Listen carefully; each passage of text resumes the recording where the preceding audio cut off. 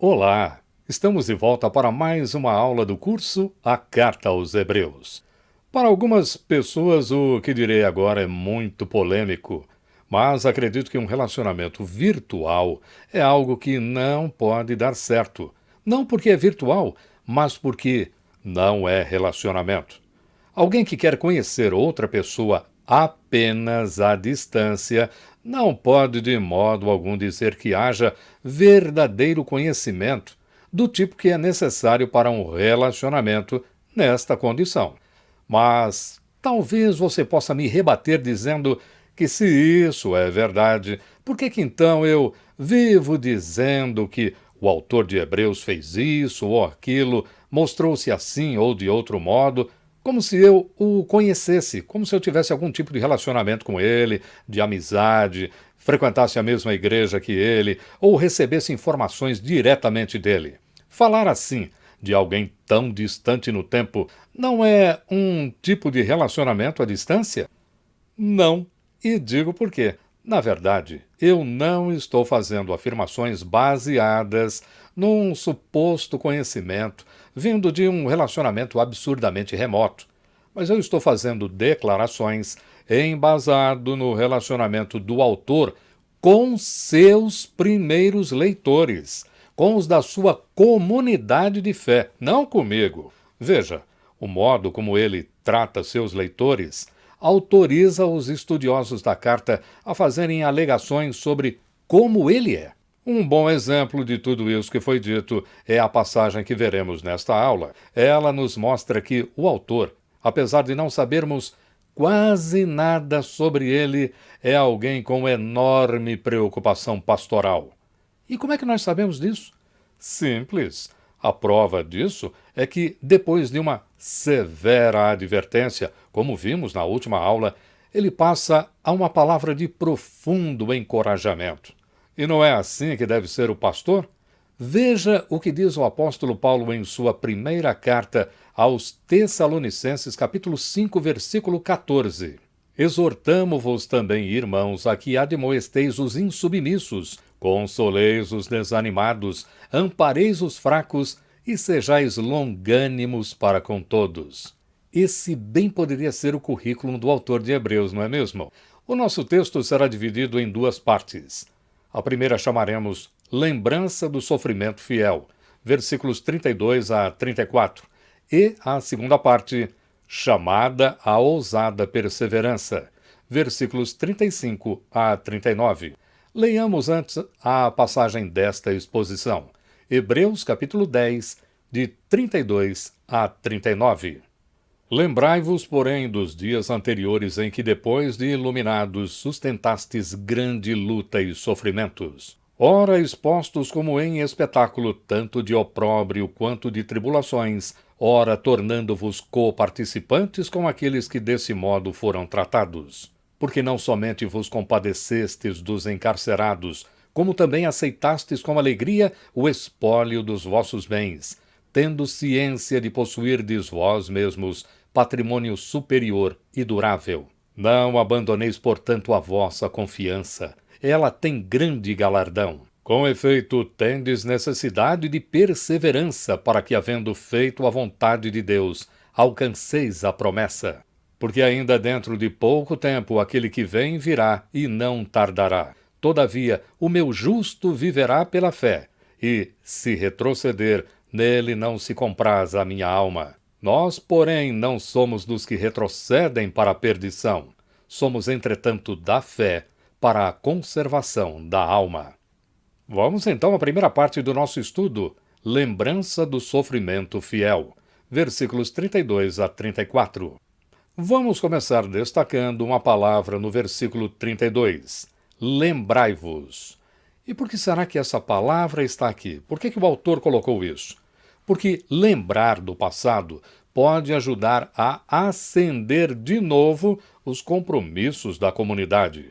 Isso foi feito no Antigo Testamento, no passado, e é muito eficaz em qualquer época. Veja ali no Salmo 143, versículo 5. Lembro-me dos dias de outrora, penso em todos os teus feitos e considero nas obras das tuas mãos.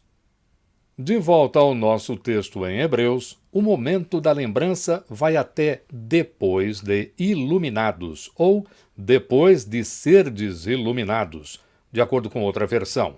Essa é apenas outra forma de dizer temos recebido o pleno conhecimento da verdade, algo que vimos aqui no versículo 26 deste capítulo 10. O pastor está se referindo à época em que se converteram.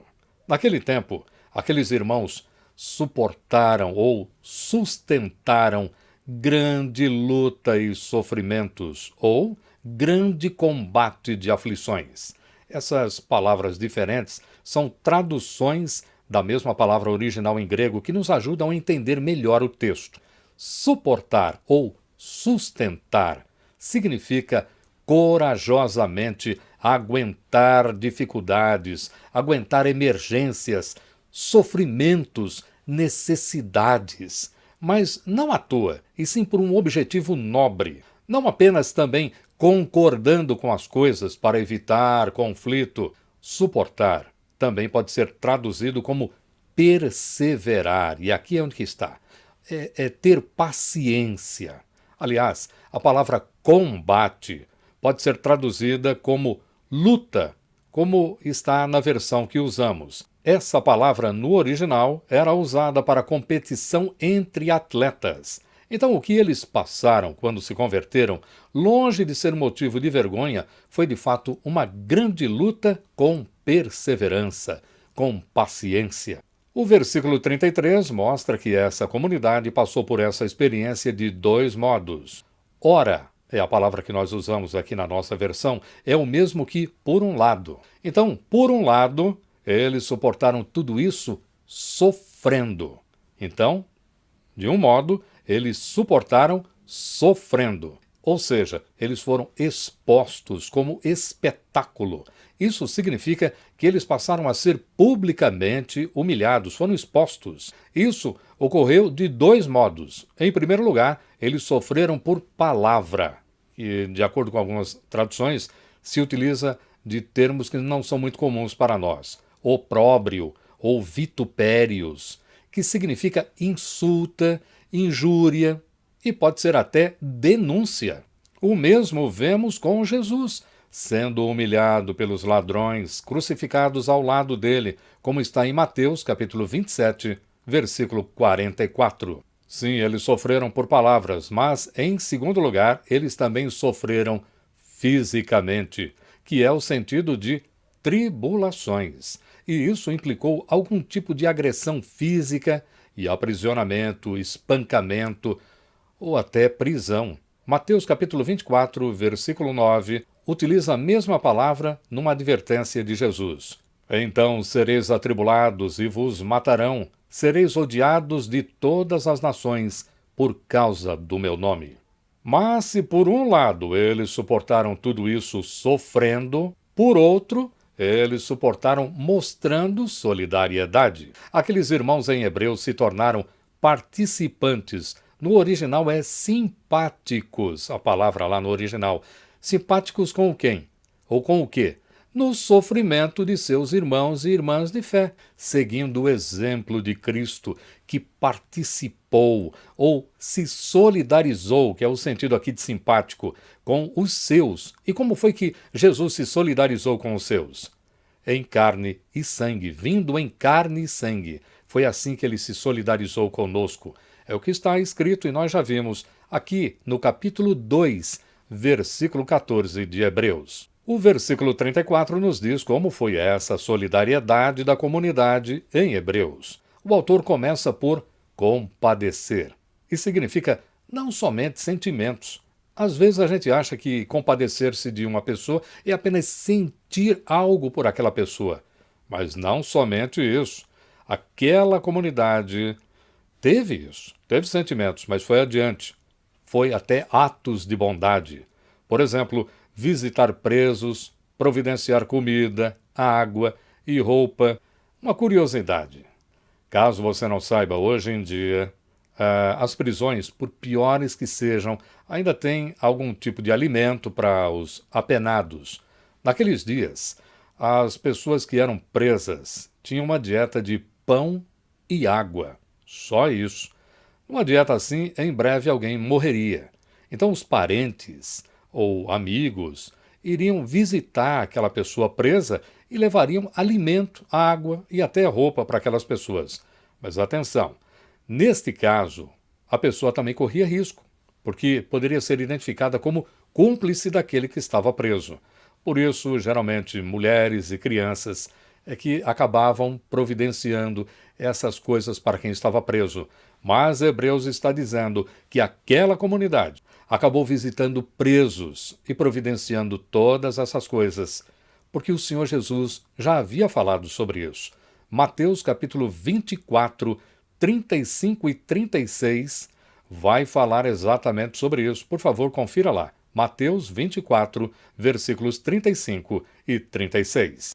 Mas a solidariedade foi além disso, porque aceitaram, ou seja, receberam com prazer a expoliação de seus bens, ou seja, o confisco do que possuíam. Isso significava, em muitos casos, não ter para onde ir. Mas, mesmo assim, isso aconteceu e eles aceitaram com alegria. Ah, alegria, hein? Alegria é uma palavra recorrente no Novo Testamento e bem que merecia um curso. Imagina só, um curso sobre alegria. Mas em brevíssimas palavras, diremos que alegria é mais do que uma emoção. É o único significado que as pessoas pensam hoje em dia. Na verdade, alegria, em termos bíblicos, é uma disposição espiritual que torna a pessoa cheia de contentamento. Então tem mais a ver com contentamento, a alegria, e mesmo em meio ao sofrimento. Exemplo disso é o que Paulo diz em situação parecida, lá na sua segunda carta aos Coríntios, capítulo 7, versículo 4, na parte B desta passagem. Lá ele diz o seguinte: sinto-me grandemente confortado e transbordante de júbilo em toda a nossa tribulação. Lembrando que a palavra júbilo significa alegria. Mas, claro, a alegria daqueles irmãos não estava na perda de bens. Ora, quem é que se alegra exclusivamente porque perde alguma coisa? Claro que não. A alegria daqueles estava no que eles sabiam. E o que é que eles sabiam? Que eles têm patrimônio superior e durável. Ou como diz outra versão, uma possessão melhor e permanente. Eles perderam as muitas possessões que tinham, mas há uma possessão, há um patrimônio, há uma posse que não pode ser tirada deles. Mas aqui, tudo é passageiro, nada permanece. E já está chegando a segunda parte do nosso estudo, chamada à ousada perseverança, versículos 35 a 39.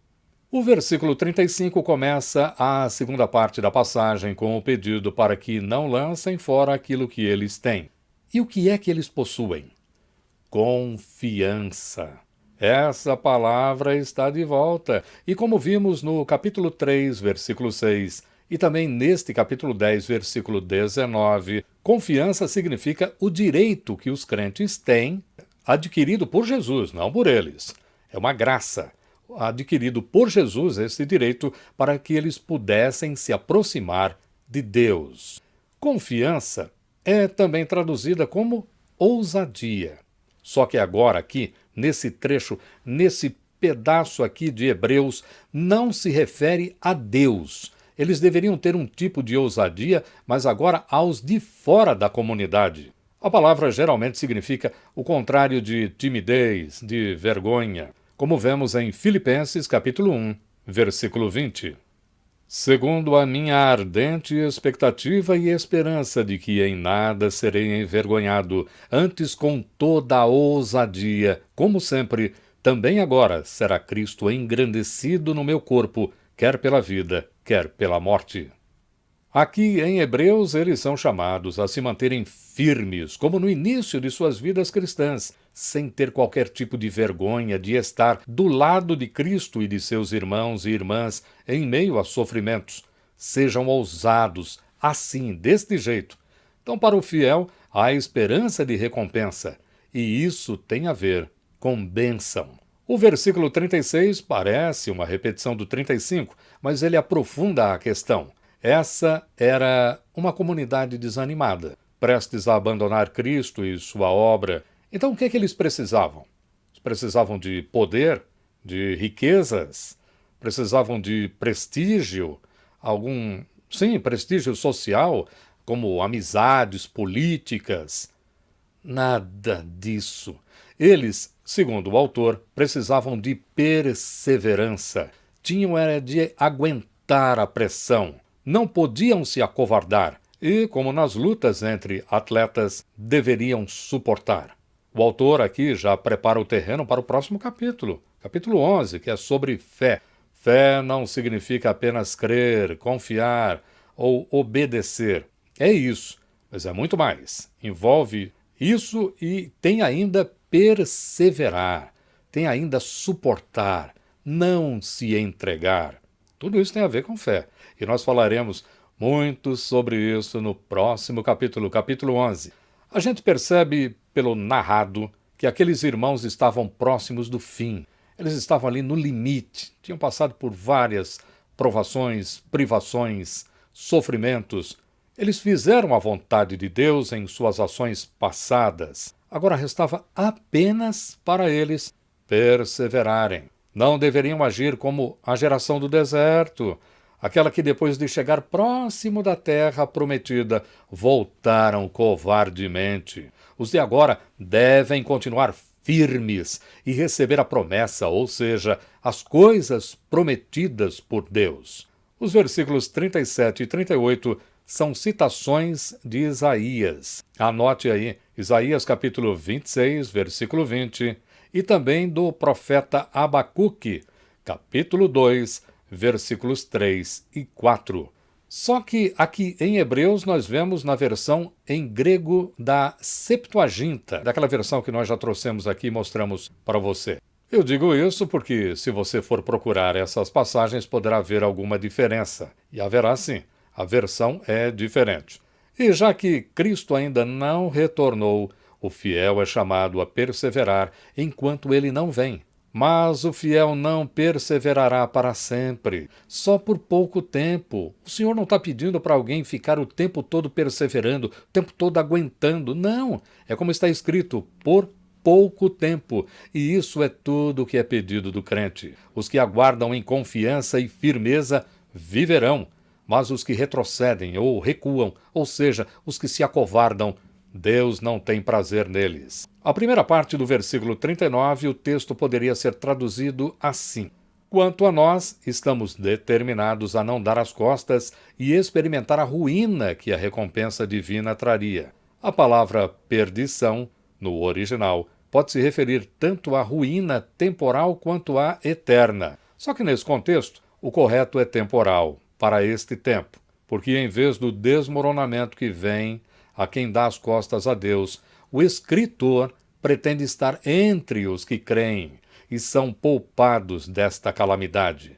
Ele não se vê passando por uma calamidade horrorosa, ele prefere ficar fora dela. Então, uma interpretação viável da última metade do versículo 39 seria: mas nós somos da fé, que leva à preservação da alma. Só que alma aqui deve ser entendida no sentido hebraico para pessoa ou vida, e se refere nesse contexto à maneira em que a persistência na fé conserva uma pessoa das calamidades que atacam repentinamente os que dão as costas, os que recuam, aqueles que sofrem depois a disciplina de Deus, não a perdição eterna. Desse modo, a última declaração da passagem que nós vimos aqui, após aquela grave advertência da última aula, indica então o quê? Determinação e perseverança.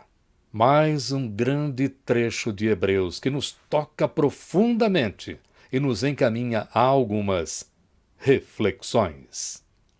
Nessa passagem maravilhosa, somos chamados a lembrar das coisas passadas para fortalecer a nossa fé.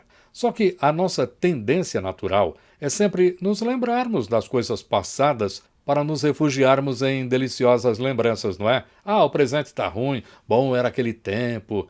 Só que aqui o autor ele nos pede para nos lembrarmos, o contrário, é de tempos ruins, de tempos de dificuldade e até mesmo perigo. Por quê?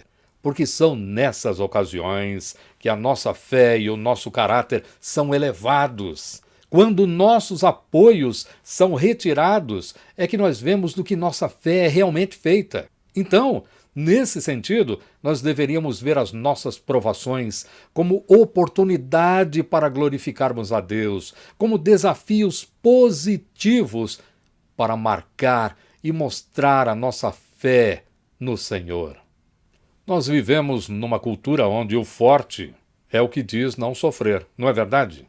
Mas isso tem criado uma sociedade onde há vergonha em se dizer que está sofrendo. Resultado: pessoas distantes umas das outras nos momentos de dificuldade, porque tem vergonha de procurar alguém, ou então as pessoas não querem nem se aproximar de quem sofre.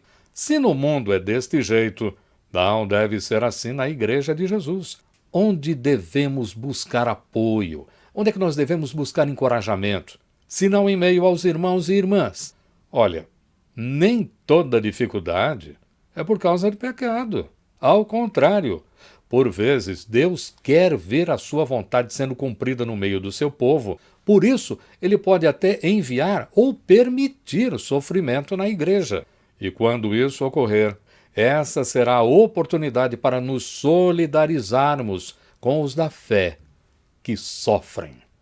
Olhar para trás e lembrar dos maus momentos parece ser um mau agouro. Tem gente que até bate na madeira, mas Deus manda a gente fazer isso. Olha que interessante. Quando Israel se lembrava que um dia fora escravo no Egito, isso levava a outra lembrança. Que lembrança? A de que Deus o havia tirado de lá. Vamos a uma proposta aqui no nosso curso. Se cada um de nós fizesse uma lista das vezes em que esteve em apuros e como Deus nos socorreu, todas as vezes que estivéssemos passando por provações, era só pegar a tal lista e ver as ocasiões de livramento. Claro, não é a lista, mas a lembrança destes tempos que nos levaria a confiar ainda mais no Senhor. Olha, é verdade, o Senhor me livrou naquela ocasião, e teve essa outra, como foi difícil, como eu sofri, e o Senhor me deu o escape, o livramento. Viu só? Mas devemos nos lembrar que há 3 situações em toda provação, e todas elas são boas. Primeira, Deus nos livra.